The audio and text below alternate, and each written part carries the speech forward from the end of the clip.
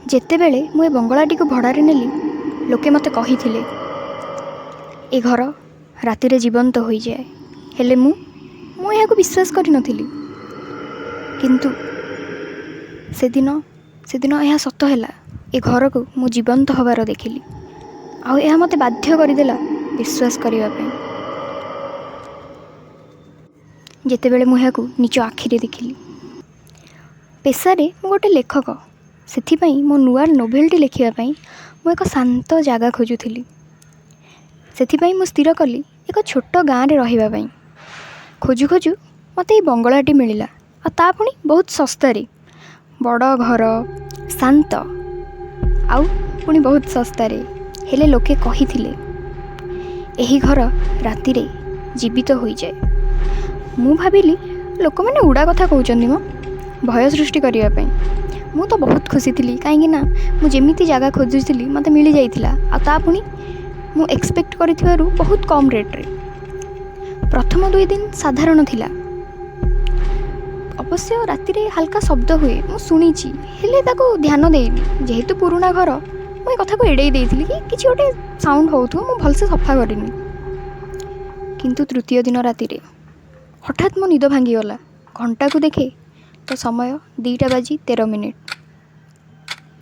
ମୋ ମନ ହଠାତ୍ ବହୁତ ଅସ୍ଥିର ହୋଇଗଲା।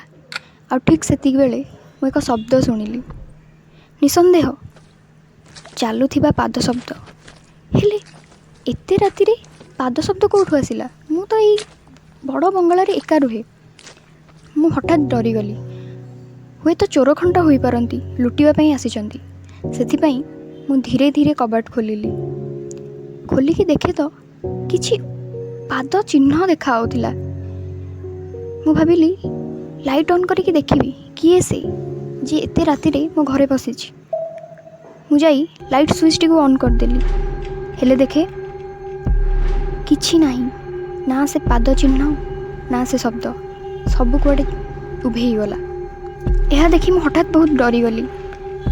ମୁଁ ଭାବିଲି ବୋଧହୁଏ ମୁଁ ଏଠି ଏକା ଅଛି ବୋଲି ମୋ ମନ ମୋ ସହିତ ଖେଳୁଛି। ବୋଧହୁଏ ମୁଁ ଏଗୁଡ଼ା ସବୁ ଇମାଜିନ୍ କରିଦେଇଛି। ସେଥିପାଇଁ ମୁଁ ଚୁପଚାପ ଯାଇ ଶୋଇପଡ଼ିଲି। ପରବର୍ତ୍ତୀ ଦିନ ସନ୍ଧ୍ୟାବେଳେ ମୁଁ ଘର ସଫା କରୁଥାଏ। ସଫା କରୁ କରୁ ମୋତେ ଏକ ଡାଏରୀଟି ମିଳିଲା। ହୁଏତ ପୂର୍ବରୁ କେହି ଲେଖକ ଏଠାକୁ ଆସି ରହିଥିଲେ ଓ ତାଙ୍କର କିଛି ଲେଖାକୁ ଏଠି ଛାଡ଼ି ଯାଇଛନ୍ତି।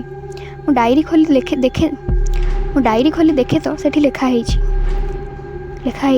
ସେ ଆସେ ଠିକ୍ 2:13 ପ୍ରତି ରାତି।